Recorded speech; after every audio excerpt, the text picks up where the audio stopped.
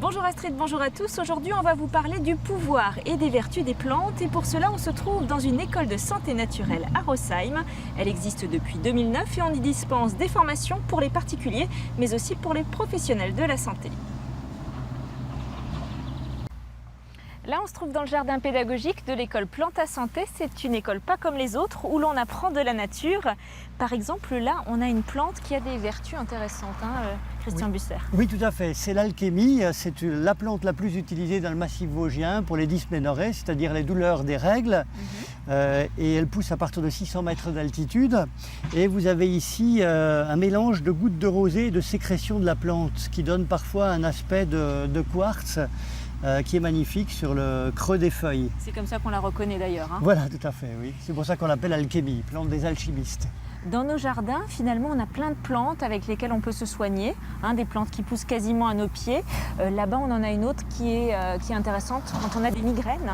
Oui, tout à fait. C'est une forme d'euthanasie, c'est la grande camomille ou partenelle et qui sert effectivement à partir du moment où la coupe par ici pour avoir ce qu'on appelle les sommités fleuries, un mélange de feuilles et de fleurs.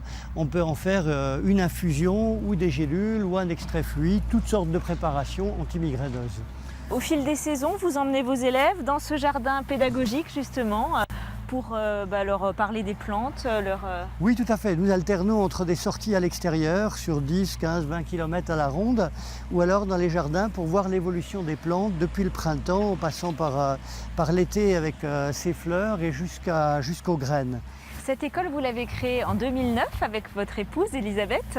Quel était votre objectif C'était d'une part de former les familles. Il y avait un public familial de mères de famille qui voulaient en savoir plus sur les huiles essentielles par exemple, que nous verrons tout à l'heure avec ma femme. Ça peut être aussi formation de médecins ou d'ostéopathes ou de kinés. Formation professionnalisante également pour des personnes qui souhaitent devenir réflexothérapeutes, naturopathes, phytoaromathérapeutes.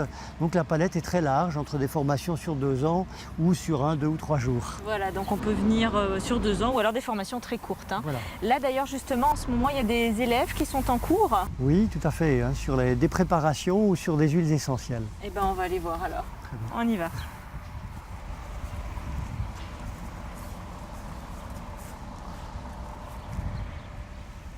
Donc là, je vais vous faire sentir 2 eucalyptus différents, mais je ne vais pas vous dire lesquels sont sur la première mouillette et sur la seconde. Alors là, Elisabeth Busser, on est en plein cours d'aromathérapie. Qu'est-ce que c'est précisément? Voilà, alors l'aromathérapie, c'est l'utilisation des huiles essentielles. Et les huiles essentielles, c'est une préparation à base de plantes. Et une huile essentielle est obtenue par distillation à la vapeur d'eau à partir de plantes fraîches. Alors là, les élèves vont les sentir et essayer de voir exactement de quoi il s'agit, c'est ça? Voilà, parce qu'il existe des centaines d'eucalyptus et effectivement, chaque eucalyptus, même s'ils sont effectivement eucalyptus, vont avoir d'autres vertus. Et ce qui est intéressant, c'est déjà de sentir une différence. Alors, on va les laisser sentir. Voilà, alors je vais vous mettre le premier. Pourquoi est-ce que vous êtes venu à cette formation? Ça vous intéresse à titre personnel ou à titre professionnel? Alors moi j'ai démarré les formations ici à l'école Planta Santé dans un but professionnel puisqu'il s'agit d'une reconversion. J'étais dentiste avant et je faisais, je dirais, de la naturopathie comme Monsieur Jourdain faisait de la prose. J'ai toujours été attirée par les plantes, par tout ce qui touche les huiles essentielles. J'ai commencé à moi-même les utiliser et effectivement j'ai voulu avoir une formation sérieuse pour pouvoir les utiliser. Je les utilise maintenant donc à titre professionnel. Alors, je vous perturbe un petit peu, mais elle peut sentir.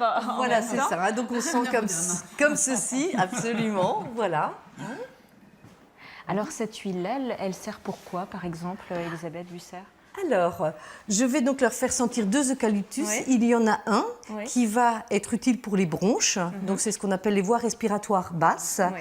et l'autre va servir pour les voies respiratoires hautes. Et là, ce qui est intéressant et ce que j'aimerais qu'ils trouvent eux-mêmes, c'est finalement en respirant, où va cette huile essentielle? Est-ce qu'elle va plutôt rester au niveau de la sphère haute ou est-ce qu'elle va plutôt aller vers les bronches? Et il faut être très vigilant avec les huiles essentielles parce que ça peut être toxique. Déjà, on les bannit pour les enfants Et puis, Je dirais que pour les enfants, il faut vraiment être un spécialiste. Voilà. Parce que c'est vrai que c'est un concentré de molécules, ces huiles essentielles, mais c'est vrai aussi qu'il y en a certaines que l'on peut utiliser plus facilement. C'est pour ça que nous proposons toujours une formation d'initiation. J'ai envie de dire, c'est le stage pour ne pas faire de bêtises. d'accord. Et alors, une des plus utilisées, c'est la lavande, hein, que je montre ici. Ça, c'est Voilà. notamment pour bien dormir. Voilà, se c'est calmer. quelque chose qui va décontracter. Donc même en journée, si quelqu'un se sent nerveux, pourra tout à fait prendre de l'huile essentielle de lavande. Alors ça, c'est la lavande fine. Il en existe d'autres également. Mais celle-ci va être très apaisante. Et voilà une huile essentielle qui peut servir déjà même pour des enfants qui sont un petit peu nerveux et qui n'arrivent pas à bien dormir. Et la personne âgée également. Eh bien, merci. Je vous laisse poursuivre le cours, alors. Voilà, donc maintenant, je vais vous faire sentir la seconde. La seconde huile essentielle, donc toujours en eucalyptus. Avec la fleur de calendula qu'on a cueillie dans le jardin, on va maintenant faire une préparation. François, qu'est-ce tout à qu'on fait. fait alors? On va prendre les fleurs de souci, puisque en fait le souci c'est une fleur composée, hein, donc chaque petite partie que vous voyez en fait est une fleur. Je vais prendre la fleur et rentrer ça. Bon, c'est pas forcément aisé. Et ensuite, on rajoutera de l'huile Et d'olive. Et après, je rajouterai de l'huile d'olive. Et disons que la préparation normale imposerait un vieillissement de cette huile. Elisabeth, tu me dis si je me trompe, Oui. d'environ 2 semaines. Voilà. Et puis, ça va Voilà. donner ça au final, hein. Et ça doit donner ça. Voilà. Et alors là, Elisabeth, qu'est-ce qu'on va faire? On va faire la préparation d'un remède, d'une pommade. Voilà, alors cette plante, donc le calendula, a des propriétés à la fois réchauffantes et cicatrisantes. Donc c'est quelque chose qu'on pourra utiliser par exemple pour des enfants, des bébés par exemple utilisent, ce sont les mamans qui prennent très souvent des crèmes à base de calendula pour réchauffer et cicatriser s'il y a un souci effectivement au niveau de la peau. Et donc là, on va mettre l'huile en contact avec cette plante. Et alors ensuite, la prochaine étape, on prend un petit peu d'avance. Donc, qu'est-ce qu'on fait là-bas? Et ensuite, on va verser Je fais fondre la cire d'abeille très rapidement. Voilà, dans et un donc bain-marie. cette cire va fondre et on va rajouter l'huile dans laquelle aura macéré la plante. Donc, on voit que les cours, alors il y a des cours théoriques et puis c'est aussi très pratique, hein, le principe de cette école. Ah oui, c'est très très important parce que sinon la théorie, au fond, vous pouvez la trouver quelque part dans un ou surtout dans beaucoup de livres. Et là, nous, ce que nous aimons beaucoup, c'est effectivement d'avoir la partie théorique, mais aussi la pratique. Vous avez déjà formé combien de personnes ici?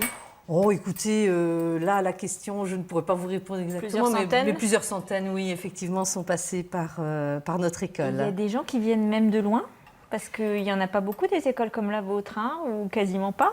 Oui, mais disons que nous avons des personnes qui viennent de toute la France et bien sûr beaucoup du Nord-Est. Et c'est vrai que pour nous, c'est une passion. Pour Christian et moi, c'est vraiment une passion. Et cette passion, nous aimons la partager. Voilà, et ben, on va vous laisser poursuivre donc, la confection de votre pommade. Merci de nous avoir accueillis. Merci Je vous en beaucoup. prie.